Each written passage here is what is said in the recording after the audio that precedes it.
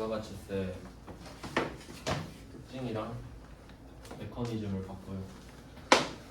이제 우린 문제를 풀어야 되는데 실제로 우리한테 필요한 거는 그 증빙이에요. 증빙. 실제로 입력할 때 어떤 증빙을 주고 받았을 때 그 입력할 때 유형이 있거든요. 유형을 골라야 되는데 어떤 증빙에 따라 어떤 유형을 고르는지 그게 중요하거든요. 그걸 위한 배경 지식을 말씀을 드린 거고 이제 조금 더 문제 풀 때 적합한 지식을 알려드릴게요. 일단 구조를 좀 보면은 그 매출 쪽이랑 매입 쪽을 비교를 해볼게요. 매출 물건을 파는 쪽이에요. 일단 우리는 그 과세사업자로 되어 있단 말이죠. 물건을 팔 때 매출은 그냥 과세냐 면세냐 이렇게 나눠집니다. 이게 끝이에요. 그래서 과세 물건을 팔면 과세로 팔면 되고요. 물론 10% 또는 0%겠죠. 면세 같은 경우는 우리가 파는 제품은 과세인데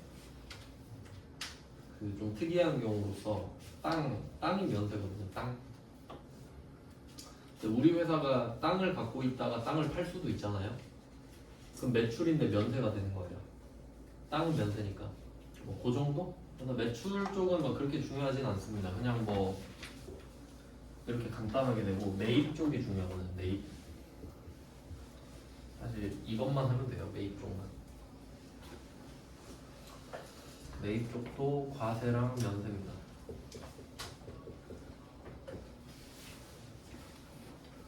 여기서 일단 생각을 해보면 우리가 과세 물건을 사면 부가가치세를 낸다는 소리예요. 면세 물건을 사면 부가가치세를 안 내겠죠. 근데 매출 쪽은 면세면 어차피 끝이에요. 매출이든 매입이든. 왜냐면 부가세를 안 걷고 안 내는 거니까. 근데 과세가 문제거든요. 그럼 매출 쪽은 과세를 내가 했다. 그럼 상대방한테 부가세를 걷었잖아요. 그럼 무조건 내 그냥. 걷었으면 그냥 내면 돼요. 되게 단순하죠? 걷었으니까 내라. 근데 매입 쪽은 과세가 내가 부가가치세를 낸 거잖아요. 근데 이때 이 부가가치세를 돌려받는 게 환급이라고 그랬죠? 네, 보통 환급 대신에 공제라는 말을 쓴다고 했잖아요. 같은 방향이죠. 그러면 이게 돌려받는 게 공제예요. 환급이 공제니까 내가 부가가치세를 냈는데 돌려받을 수 있다랑 돌려받을 수 없다고 나눠지거든요. 못 돌려받는 게 불공제예요. 이렇게 나눠지거든요. 그래서 여기서 중요한 건 불공제입니다. 그래서 여기서 주체는 매출 쪽은 매출세액이 되겠고요. 매출 쪽에서는 내가 과세 물건을 팔면 부가가치세를 걷잖아요. 그 매출세액을 낸다는 소리예요. 무조건 세무서에 납부하면 돼. 근데 이제 매입 쪽은 주인공이 매입세액이겠죠. 내가 물건을 살 때 냈던 부가가치세. 그럼 과세여야 이 매입세액을 낸 건데 그걸 돌려받는 게 공제, 못 돌려받는 게 불공제인 거예요. 좀 그냥 거칠게 말을 해보면 불공제는 우리한테 불리한 거잖아요. 부가가치세를 냈는데 왜 안 돌려주는 거야? 그러면 이때 상황을 좀 파악을 해볼게요. 왜 안 되냐? 요거는 두 가지로 크게 볼 수 있어요. 지금 우리 수준에서는 첫 번째는 적격 증빙을 안 받았다.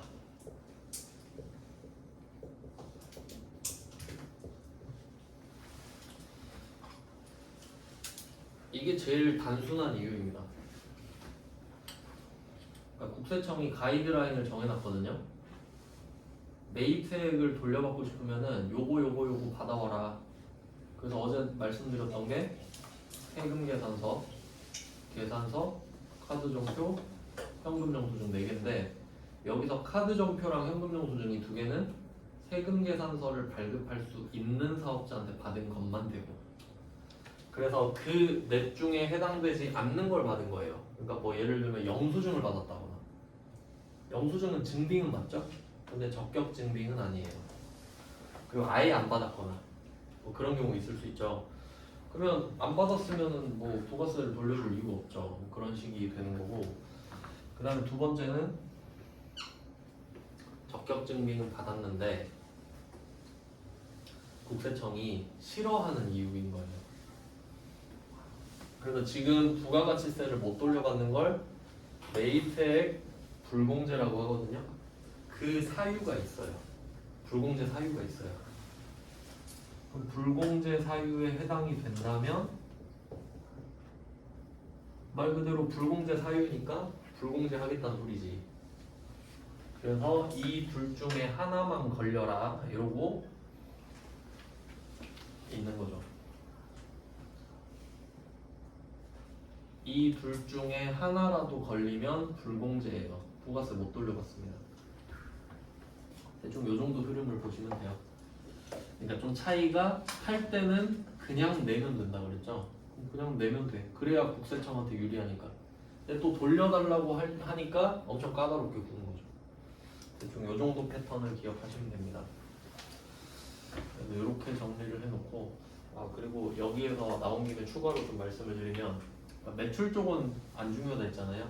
그냥 거두면 내면 되니까 안 거두면 안 되고. 그러니까 얘는 뭐 따로 할 필요도 없는데 여기서 이제 연장을 하면은 우리가 재무회계를 하고 있잖아요. 근데 세법을 모르면 재무회계를 못 한다 그랬죠. 그래서 실제로 거래할 때 부가가치세가 붙으니까 부가가치세를 배우는 거란 말이죠. 재무회계를 위해서. 근데 이때 이 순서가 1번이 매입세액이잖아요. 그러니까 관점을 부가가치세한테 1번을 줘야 되고요. 그 다음에 2번으로 가면 재무회계로 주는 거예요. 그러니까 얘는 그 부가가치세 기준이잖아요. 2번이 재무회계.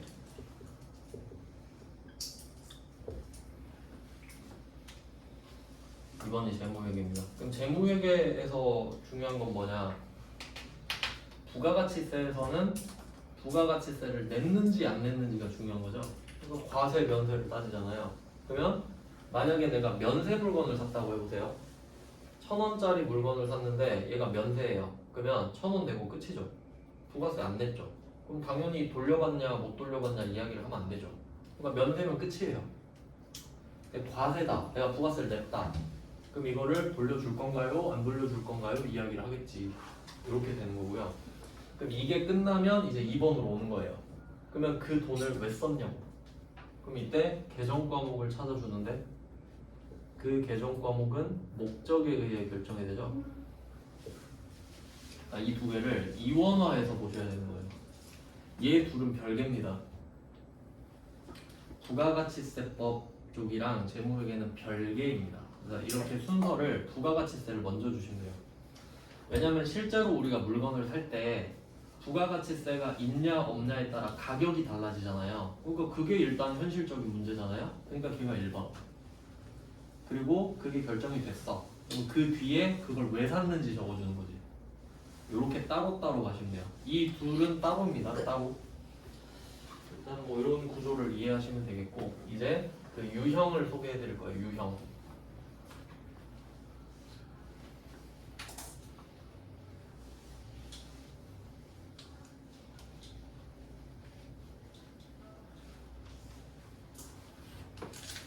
매출 쪽이랑 매입 쪽 이렇게 따로 해서 보겠습니다.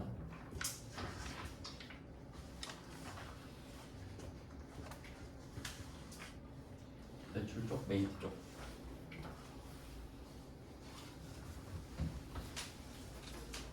파는 거, 사는 거입니다. 이것도 들어가기 전에 좀 설명을 또 먼저 해드리면 우리가 제조업 법인입니다.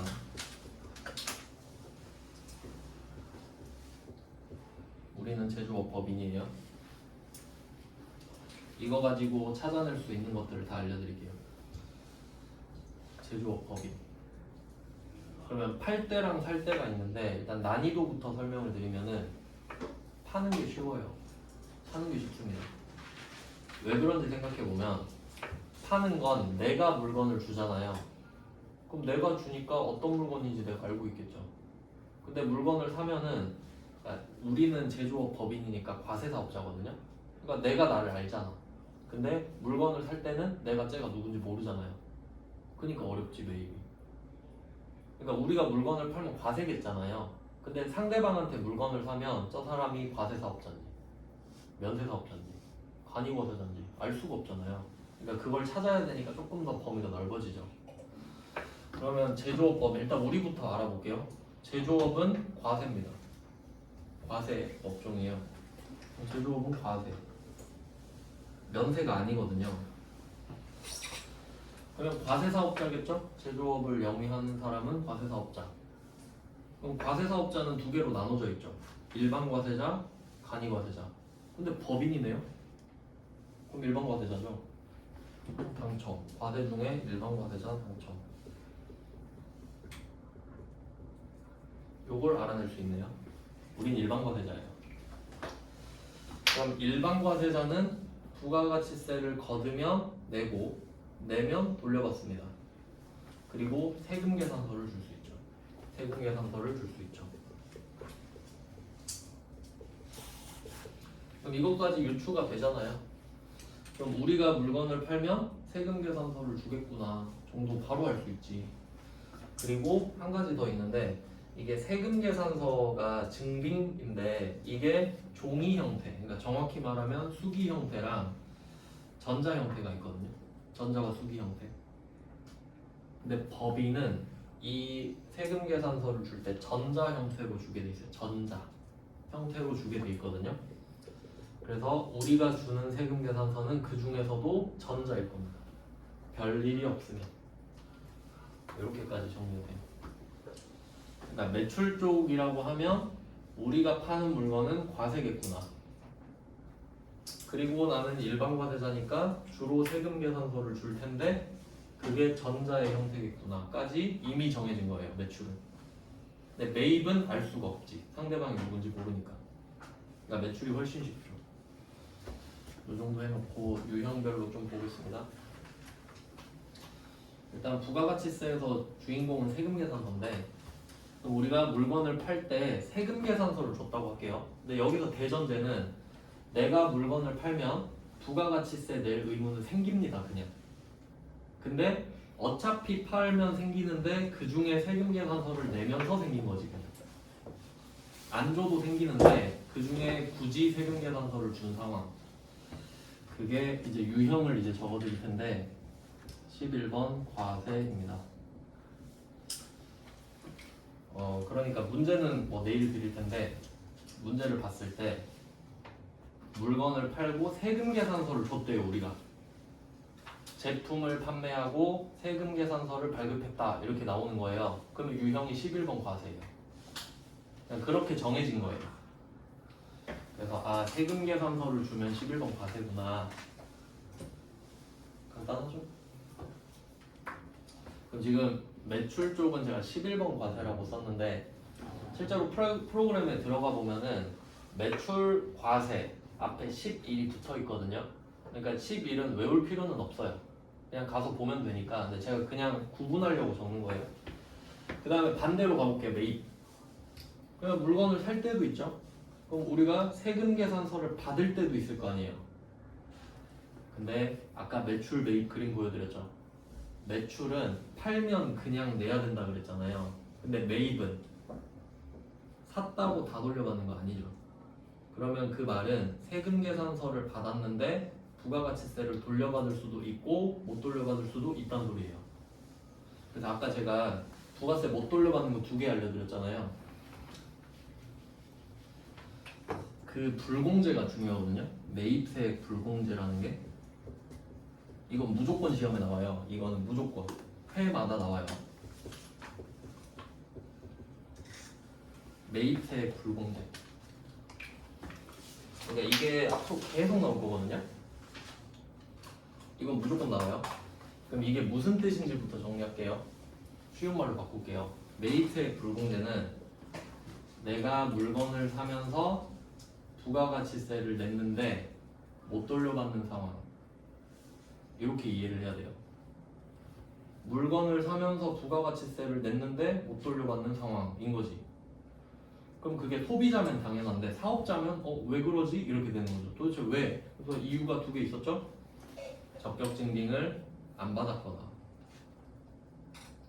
적격 증빙을 받았어도 불공제 사유면 불공제 사유는 국세청이 그냥 싫다고 그러는 거예요. 싫어 하면 안 해줄 수 있죠 그냥. 그래서 여기에서 풀을 보면은 매입세 불공제 풀이 이렇게 있다고 하면은 이 중에 한 켠에 요 동그라미가 세금 계산서를 받았는데 불공제인 경우고 이 바깥쪽 있죠? 이 바깥쪽이 세금 계산서가 아닌 걸 받았는데 불공제인 경우예요. 그래서 지금 이거를 쓸 건데 그러면 11번 과세 여기 반대가 51번 과세가 있어요. 51번 과세 그러면 세금 계산서를 발급해줬다는 11번 과세 세금 계산서를 받았다는 51번 과세거든요. 일단 여기까지는 대응이 돼요. 이 둘 사이에는 세금 계산서가 있습니다.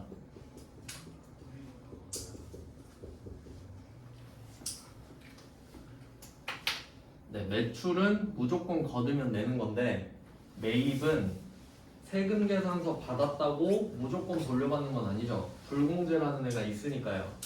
그러면 이때 이 51번 과세는 내가 낸 부가가치세를 돌려받을 수 있는 상황일 때 쓰는 겁니다. 그럼 세금 계산서를 받았는데 못 돌려받는 상황도 있다는 거지. 그래서 11번 과세는 짝꿍이 두 개예요.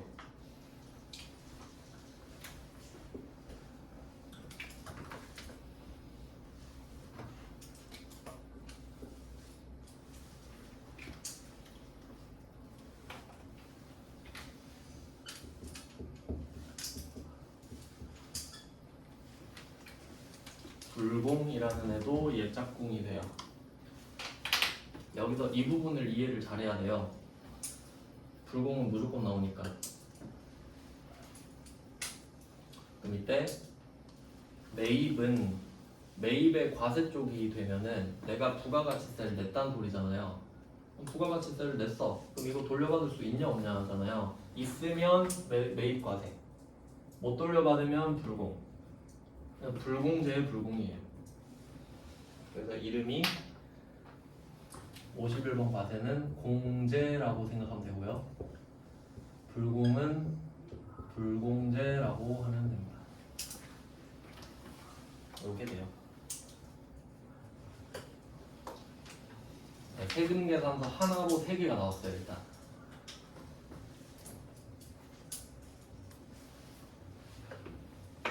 다시 정리할게요.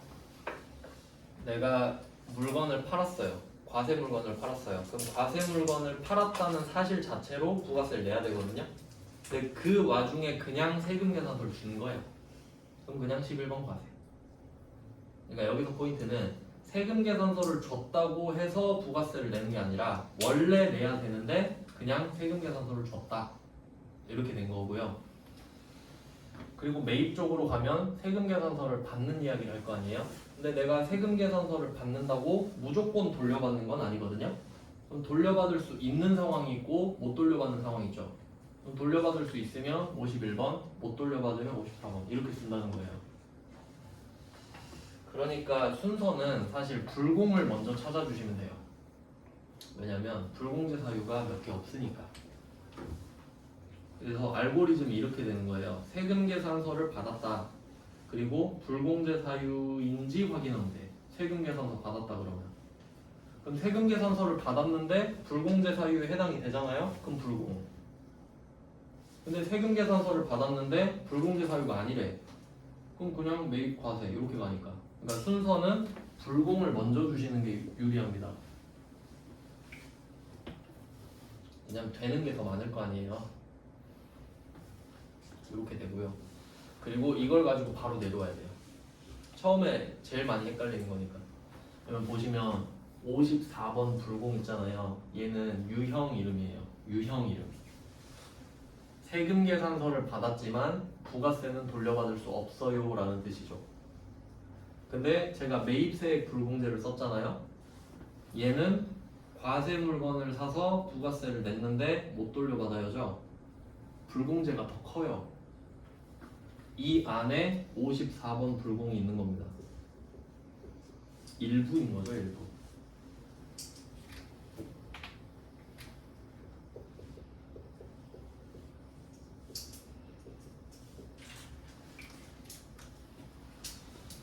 불공제가 더 커요. 불공제는 부가세를 냈는데 못 돌려받는 상황 전체니까. 근데 그 중에서 세금 계산서를 받았는데 못 돌려받는 상황도 있을 거 아니에요. 그게 더 작죠. 그러니까 얘가 일부지, 불공. 그래서 여기서 포인트는 불공제랑 불공은 같지 않다예요. 불공제와 불공은 같지 않다. 그래서 저는 불공제랑 불공을 정확히 구분해서 말합니다. 이 두 개를 혼동해서 쓰시면 안 돼요. 개념 자체가 다릅니다.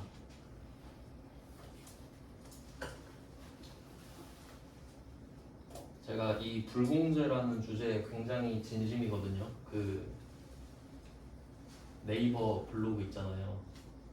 거기서 매입 불공 치잖아요. 제게 첫 화면에 나와요. 제거 매입 불공 블로그가 원래 1등이었는데 지금 3등이거든요. 이제 올릴 거예요. 그거 참고하셔도 되고. 그러니까 수업에서는 엄청 자세히는 못해가지고 더 자세하게 올려놓은 게 있거든요. 거기에 참고하시면 되겠습니다. 네, 뭐 수업 내용도 네, 이 정도면 충분하긴 한데 조금 더 심층적으로 적어놨습니다. 거기. 그럼 이때 이 바깥쪽 부분 있잖아요. 바깥쪽 부분. 얘는 어차피 불공제 안에 들어왔다는 소리는 부가세는 못 돌려받는다 소리예요. 근데 세금 계산서를 받았음에도 못 돌려받는 거랑 세금 계산서가 아닌데 못 돌려받는 거랑 구분된다는 거예요.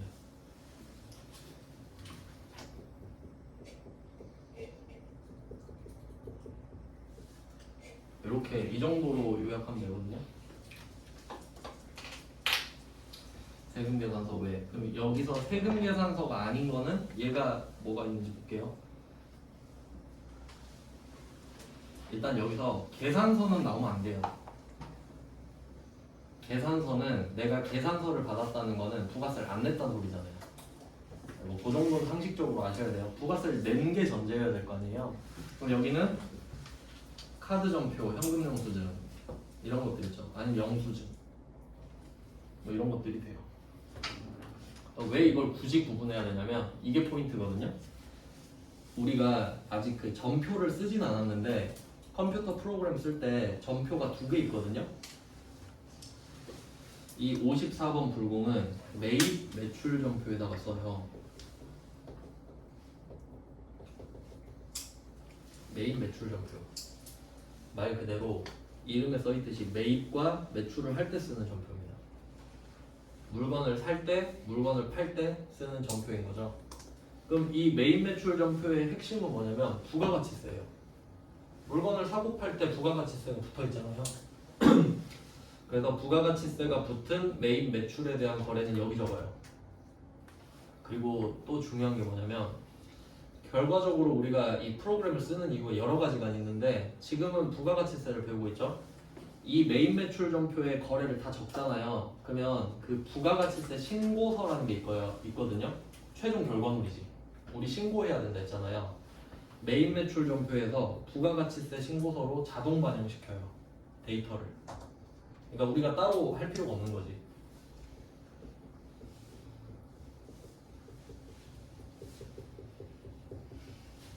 자동 반영돼요. 이게 포인트예요. 불공은 매입 매출 전표에 쓰는 겁니다. 그러면 이 매입 매출 전표에 쓴 데이터는 부가가치세 신고서로 자동으로 넘어가요. 이게 포인트고, 그 다음에 전표가 하나 더 있어요. 매입 매출 전표 말고 일반 전표가 있어요. 얘는 일반 전표인데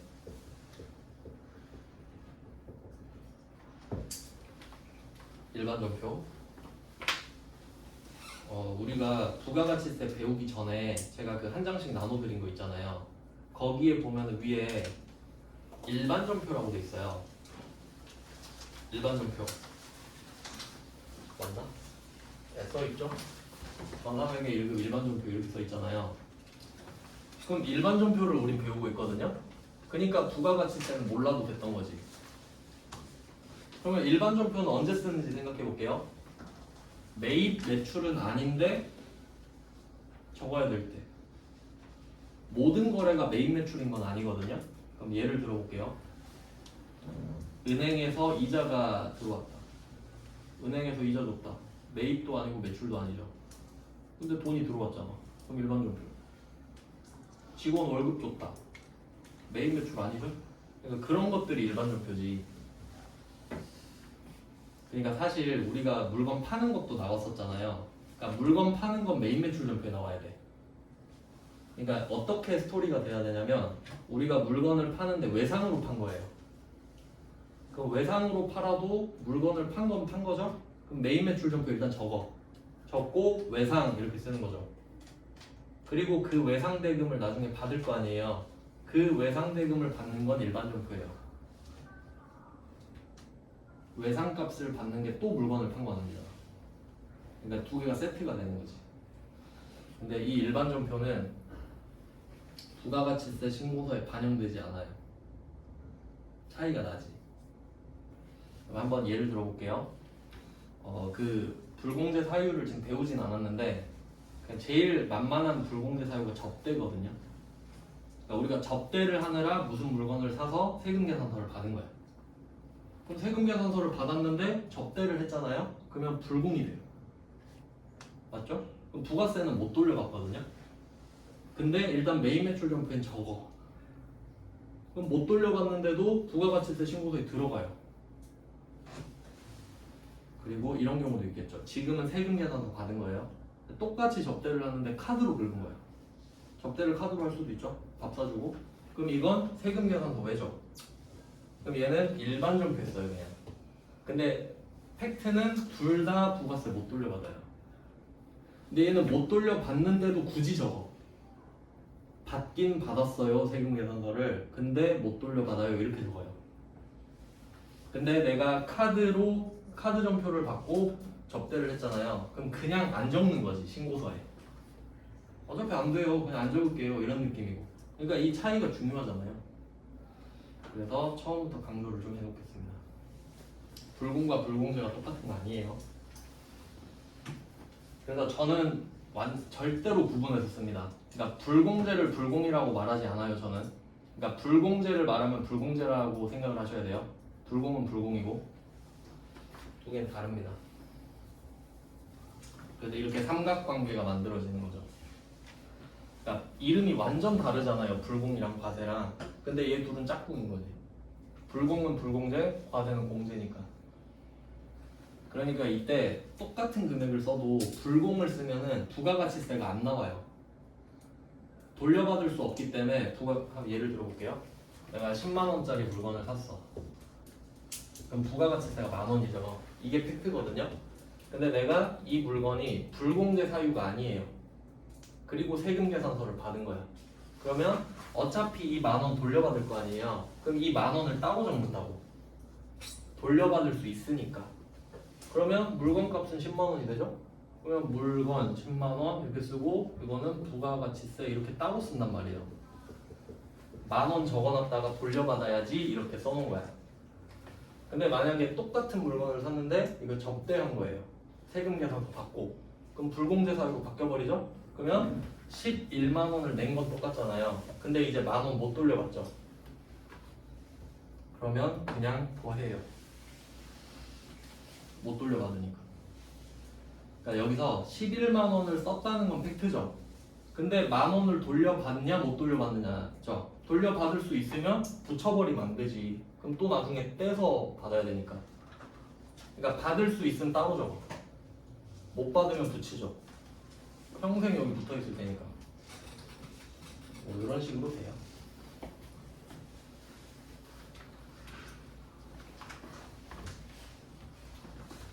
자, 그래서 이렇게 삼각관계가 중요하고요. 그리고 제가 그 11번 과세랑 51번 과세는 검은색 글씨로 썼는데 이 두 개는 이름이 똑같아서 검은색으로 썼고 얘는 빨간색으로 썼잖아요. 얘는 짝꿍이 없거든요. 짝꿍이 없어. 왜냐면 불공이 세금계산서를 받았는데 부가세를 못 돌려받는 거잖아요. 그럼 얘 짝꿍이 있으려면 세금계산서를 줬는데 부가세를 안 내야 되는 상황이어야 되거든요. 그런 건 없지. 물건 팔면 부가세 내기로 했으니까. 그러니까 얘는 짝꿍이 없는 겁니다. 그래서 얘는 짝꿍이 없고, 그 다음 짝꿍 없는 게 또 하나 있거든요.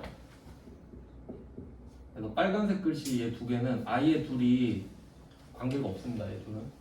얘 둘은 빨간색끼리 관계가 있다는 소리가 아니에요. 둘이 상관이 없어서 빨간색으로 쓴 거예요. 14번 건별. 이때 건별은 한 건당이란 소리죠. 건별로. 얘는 뭐냐면 일단 과세 물건을 팔면 부가세를 내는 건 팩트라 그랬잖아요. 근데 이 건별은 물건을 팔고 아무것도 안 줬을 때 그냥 아무것도 안 준 거예요. 그냥 현금 입금 받고 안 준 거예요. 보통 소비자한테 물건 팔면 버려달라 그러잖아요. 그냥 뭐 안 준 거지. 버려달라고 하니까 그냥 안 줄게요 이렇게 할 수 있겠죠. 그래서 여기서 14번 건별은 물건을 팔고 증빙을 안 줬을 때입니다. 뭐 자세한 건 내일 할게요. 지금은 유형만 보고.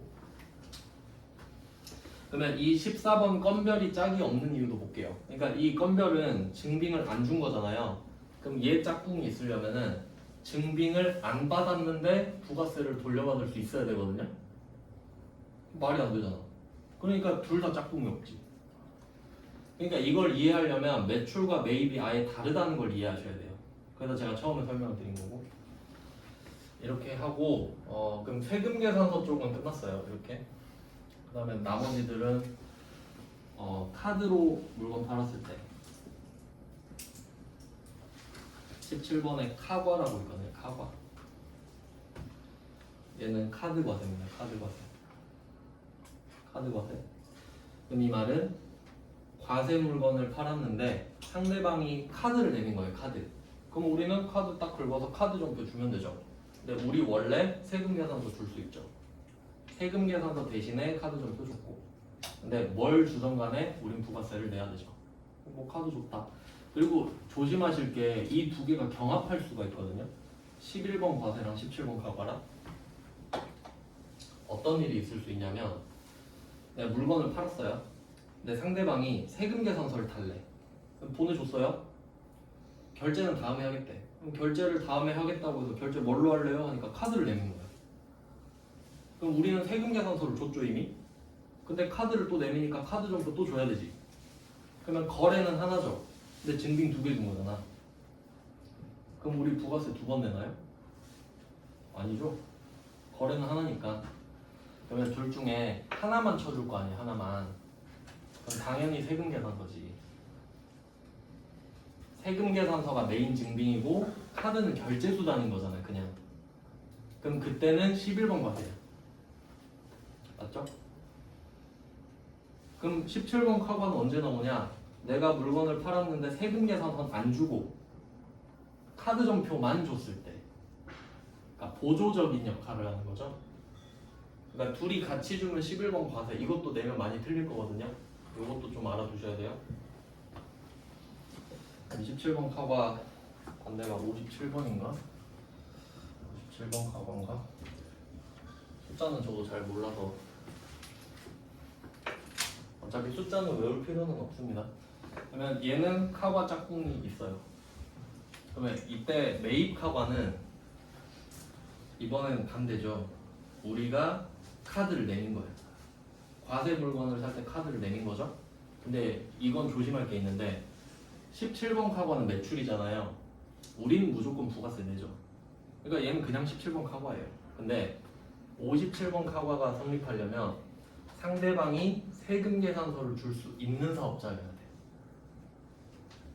세금 계산서를 줄 수 있는데 그 대신에 카드 점표를 줘야 된다고요. 그러니까 상대방이 4,800 미만의 간이과세자인데 나한테 카드 점표를 줬다. 그럼 우리 못 돌려받죠. 그럼 그건 일반 점표예요. 그런 게 중요하거든요. 그래서 이 카과는 조금 더 까다롭지. 상대방이 세금 계산서를 줄 수 있어야 된다까지 확인을 해야 됩니다. 근데 보통 말을 해주거든요. 상대방은 일반 과세자다 이렇게. 근데 말 안 해줘도 되니까 냈겠죠. 그 정도 그냥 편하게 생각하면 돼요. 그 다음에 한 개 더 있어요. 22번인가? 22번 현과.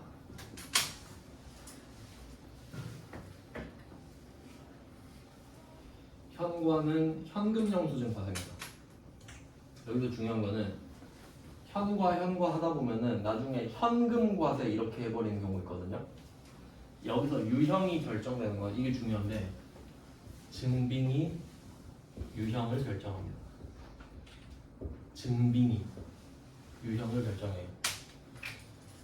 그러니까 이 말은 뭐냐면 결제 수단은 아무런 상관이 없다는 소리입니다. 결제 수단이 중요한 게 아니라 증빙이 중요하다. 그러니까 뭐 예를 들어보면은 현과 하잖아요. 현과. 얘가 현금 영수증 과세예요. 현금 과세가 아니에요. 예를 들면 우리가 물건을 팔아요. 물건을 파는데 상대방이 현금 영수증을 요청한 거야. 아니 세금 계산서를 달랬어. 세금 계산서. 근데 결제는 현금으로 한 거죠. 그럼 세금 계산서 줬죠? 그럼 11번 과세. 아니, 현금 과세가 아니라고. 현금 영수증 과세지. 근데 상대방이 현금을 내밀면서 현금 영수증을 해달래. 그럼 그때는 현법이지. 이런 느낌. 결제 수단이 아니라 증빙이 유형을 결정해요. 반대도 있겠죠? 62번인가? 61번인가? 나 여기까지만 할 건데 지금 4개 했거든. 4개. 이 4개를 먼저 한 게 뭐냐면 4개를 묶어서 10%입니다. 10%.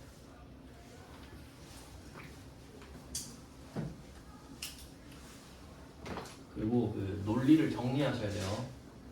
개념을 한번 잡아볼게요. 우리가 물건을 팔아요. 우리는 과세사업자입니다. 지웠죠. 과세사업자인데 그럼 일단 우린 물건을 건네주는 순간 부가가치세를 낼 의무가 생기거든요.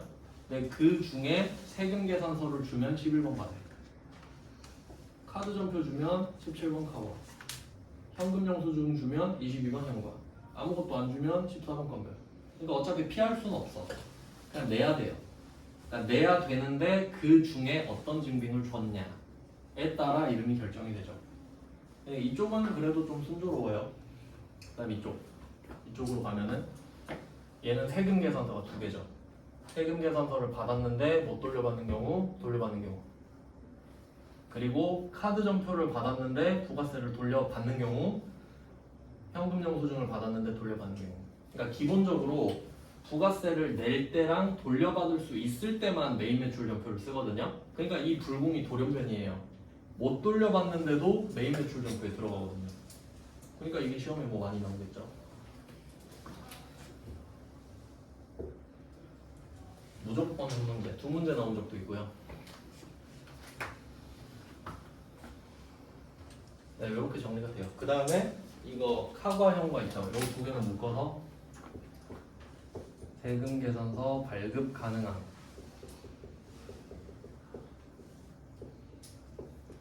발급 가능 사업자한테 받은 것만 되는 겁니다.